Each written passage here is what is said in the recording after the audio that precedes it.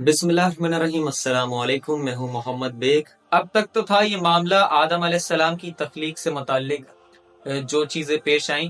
اب ہم ان چیزوں کا تذکرہ کریں گے جو اس کے بعد ہوئی، یعنی کہ آدم علیہ السلام کو سجدہ کرنے کا جو معاملہ پیش آیا۔ آدم علیہ السلام کی تخلیق کے بعد اللہ تعالیٰ نے فرشتوں کو حکم دیا آدم علیہ السلام کو سجدہ کرنے کا، جس میں ابلیس بھی شامل تھا جو کہ جن تھا۔ اس واقعے کا ذکر قرآن کریم میں مختلف صورتوں میں آیا ہے، جس کو اکٹھا کر کے ہم آپ کے سامنے بیان کریں گے۔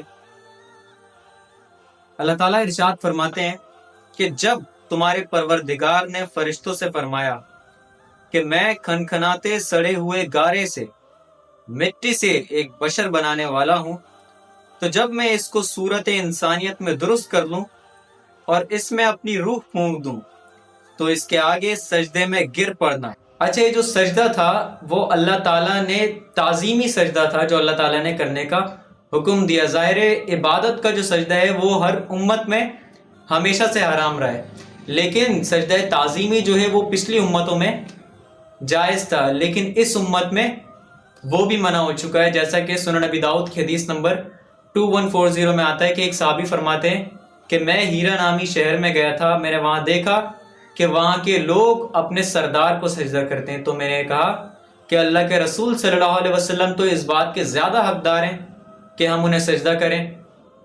تو انہوں نے یہی بات اللہ کے رسول صلی اللہ علیہ وسلم کے سامنے رکھی، جس پر نبی کریم صلی اللہ علیہ وسلم نے ان سے پوچھا کہ کیا جب میں دنیا سے رخصت ہو جاؤں گا تو تم جب میری قبر سے گزرو گے اس پہ بھی سجدہ کرو گے؟ تو انہوں نے فرمایا نہیں۔ تو نبی علیہ الصلوۃ والسلام نے کہا تو ایسا مت کرو، اور اگر میں سجدہ جائز سمجھتا تو عورتوں کو کہتا کہ اپنے خاوند کو سجدہ کریں اس حق کے سبب جو اللہ نے حکم دیا۔ تو اس امت میں سجدہ تعظیمی بھی حرام ہے، یعنی کہ جو سجدہ ہوگا وہ صرف اللہ کو ہوگا، اس کے علاوہ کسی کو نہیں ہوگا، لیکن پچھلی امتوں میں اس کی ایکسیپشن موجود تھی۔ تو اللہ تعالیٰ نے فرشتوں کو حکم دیا کہ آدم علیہ السلام کو سجدہ کریں، اور سب نے سجدہ کیا، سب سجدے میں گر پڑے الا ابلیس، سوائے ابلیس کی۔ اس نے سجدہ کرنے والوں کے ساتھ ہونے سے انکار کر دیا۔ اچھا، اب یہاں یہ شائبہ پیدا ہوتا ہے بہت سے لوگوں کو کہ جب ابلیس نے انکار کیا سجدے کا تو وہ تو فرشتہ تھا، تو انکار کر ہی نہیں سکتا تھا سجدے کا۔ تو اس بات کی بھی تردید اللہ تعالیٰ نے سورہ کہف کی آیت نمبر 50 میں کر دی کہ ابلیس نے سجدے کا انکار کیا کیونکہ وہ جنوں میں سے تھا، اور جنات اور انسانوں کو یہ فری ول حاصل ہے کہ چاہے تو وہ اللہ کی فرما برداری کریں اور چاہے تو نافرمانی، اور اگر وہ فرشتہ ہوتا تو وہ اللہ تعالیٰ کے حکم کی نافرمانی نہیں کر سکتا تھا، کیونکہ سورہ تحریم بھی میں ہے کہ فرشتے اللہ تعالیٰ کی نافرمانی نہیں کر سکتے، اللہ تعالیٰ جو حکم دیتے ہیں وہ اسے پورا کرتے ہیں۔ تو شیطان نے انکار کر دیا۔ اور ایک اور سوال جو یہاں پر اٹھتا ہے، جو ذہن میں آتا ہے لوگوں کے، وہ یہ کہ جب اللہ تعالیٰ نے حکم فرشتوں کو دیا تھا تو پھر ابلیس نے کیسے انکار کر دیا جبکہ وہ تو جن تھا؟ لیکن اس کی مثال علماء کرام اس طریقے سے دیتے ہیں کہ جب ایک کلاس روم میں 100 اسٹوڈنٹس ہوں جس میں سے 99 لڑکے ہوں اور ایک لڑکی ہو، اور جب کلاس ٹیچر کلاس میں آنے کے بعد کہتا ہے کہ بوائز اسٹینڈ اپ، تو ایسا نہیں ہے کہ وہ ایک لڑکی بیٹھی رہے گی اور سارے لڑکے کھڑے ہو جائیں گے، نہیں، وہ حکم سب کے لیے ہوگا، سبھی اٹھیں گے۔ تو اسی کی تحت یہاں پر بھی وہی معاملہ پیش آیا، تمام فرشتے موجود تھے جن میں ایک ابلیس بھی تھا۔ اچھا، ابلیس اس کا نام بعد میں پڑا تھا جب اس نے حسد میں آ کر منع کرا، پہلے اس کا نام عزازیل ہی تھا۔ تو اللہ تعالیٰ آگے فرماتے ہیں کہ شیطان نے انکار کیا اور غرور میں آ کر اکڑ کر کافر ہو گیا۔ تو جس پر اللہ تعالیٰ نے اس سے پوچھا کہ ابلیس تجھے کیا ہوا کہ تو سجدہ کرنے والوں میں شامل نہ ہوا؟ جس شخص کو میں نے اپنے ہاتھوں سے بنایا اس کے آگے سجدہ کرنے سے تجھے کس چیز نے منع کیا؟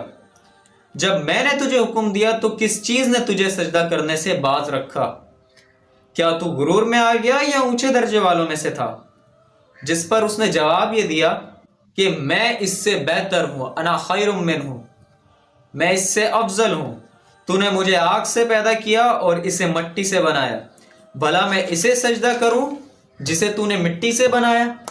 میں ایسا نہیں ہوں کہ انسان کو جسے تو نے کھنکھناتے سڑے ہوئے گارے سے بنایا اسے سجدہ کروں.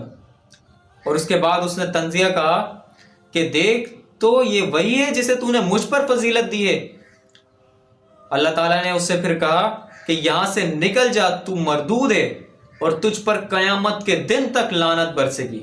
اللہ تعالیٰ نے جب اس سے بات کہی تو اس کے بعد اس نے اللہ تعالیٰ سے مہلت بھی مانگی قیامت کے دن تک، اور نعوذ باللہ اعلان جنگ بھی کرا. شیطان نے کہا کہ اے پروردگار مجھے اس دن تک مہلت دے جب لوگ مرنے کے بعد دوبارہ زندہ کیے جائیں گے، اور اگر تو نے مجھے قیامت کے دن تک مہلت دے دی تو میں ان میں تھوڑے سے لوگوں کے سوا سب کو گمراہ کر دوں گا، اس کی تمام اولاد کی جڑ کاٹتا رہوں گا. فرمایا اللہ تعالیٰ نے کہ مہلت دی جاتی ہے تجھے وقت مقرر کے دن تک، یعنی کہ قیامت تک.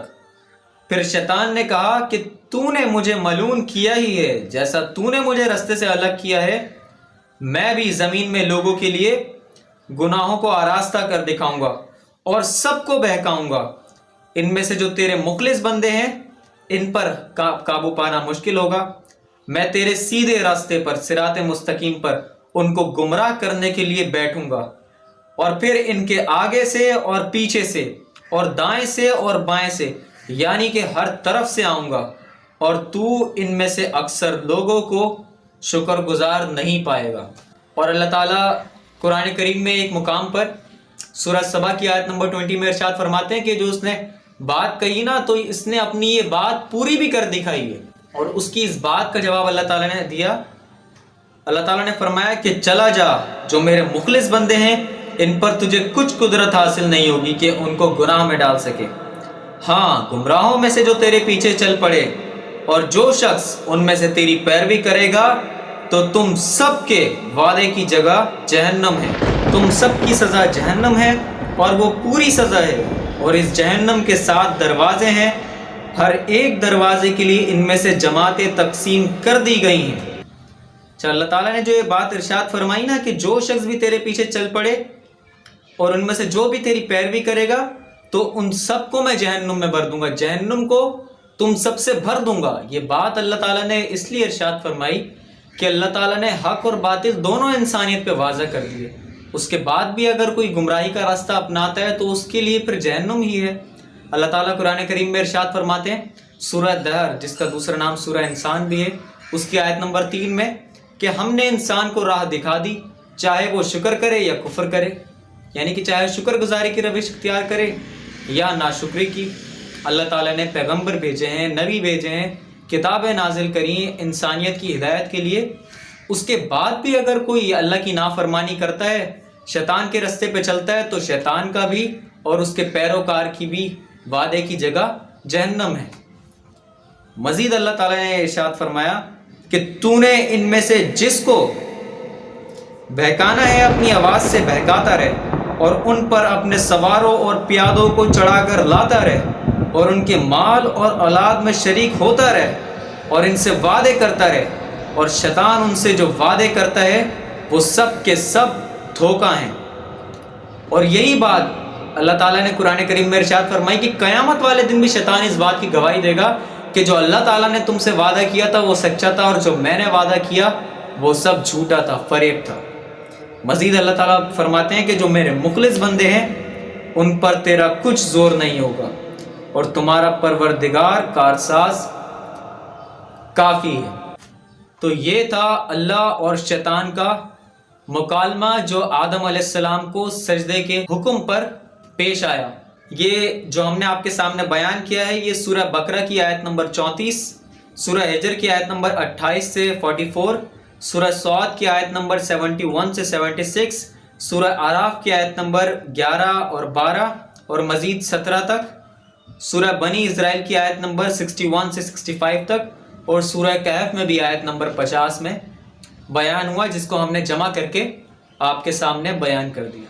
اور شیطان نے جو بات کہی نا کہ میں صراط مستقیم سیدھے راستے میں انسان کے بیٹھوں گا ان کو بہکانے کے لیے، اسی کانٹیکس میں ایک حدیث مسند احمد کی نبی کریم صلی اللہ علیہ وسلم نے ارشاد فرمایا کہ شیطان انسان کے ہر راستے پر بیٹھا ہوا ہے.